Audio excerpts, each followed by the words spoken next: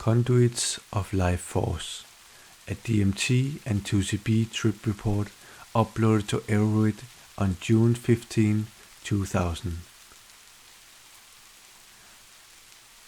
Earlier DMT experiences. I had tried small, around 20 microgram each, doses of smoked DMT 3 times previously. This trip was preceded by 20 micrograms 2CB 2 to 3 hours earlier. I put 20 microgram of DMT in the pipe. I got a small hit, then it crept away from the heat, and I couldn't get more smoking. I got a small rush. Then I waited 45 minutes. I then put another 20 micrograms in the pipe. By heating all around the bowl, I got a huge hit. I held it in pretty long and went for a second. I got some more into my lungs, but by this time it was hitting me, hard and fast, but I felt really calm. Eyes open, reality became completely altered, and for most of the rest of the time, I don't know if my eyes were open or shut. The last image I was aware of from normal reality was the smooth geometric curves of the glass pipe, covered with deep patterns and seen through some digital funhouse mirror. Then my whole perception and consciousness were swept away. I quickly passed through a dense sea of meticulously aligned energy waves / patterns / conduits of life force. In the middle of it all, there was a neat cubic room cut out, so I could see a good cross-section of the vibes. My sense of I, if any, remained at this point, was totally shattered as I watched / experienced my own birth, death, the birth of my daughter, and the birth of, I think it will be a boy, my son next August, simultaneously. Then flitting back and forth between all these different but connected viewpoints. After a while, my awareness turned back to my real life body, but I was still watching it from my cosmic observation booth, more than actually inhabiting it.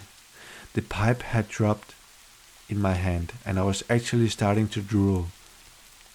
The observer is like, look at the body, it's actually drooling. The meat puppet, like a drunk in the gutter, hears this, belches and sneeringly chortles. Actually, more of a B and B. Hehehe. Now my awareness keeps shifting between all of these, but spending more and more time in the here and now. It starts to get kind of disconcerting, these irregular time slices. Born into this world, slumping on the couch giggling, spreading my DNA to other separate but connected life forms, I start to get an identity crisis. At this point, I opened my eyes, or at least kept them open for a longer time. I'm back in the room, and I've obviously left and won't soon be returning to that cosmic apex. I am, however, very tripping. Looking around the room, I'm still way higher than the peaks of my previous cautious experiments, and I seem to stay that way for quite a while, stunned. After a while, I start to wonder, did these everyday surroundings always look so trippy, and will they always stay like this? I started to get worried, like a Philip K. Dick story. The 3 stigmata of Palmer Eldritch comes to mind.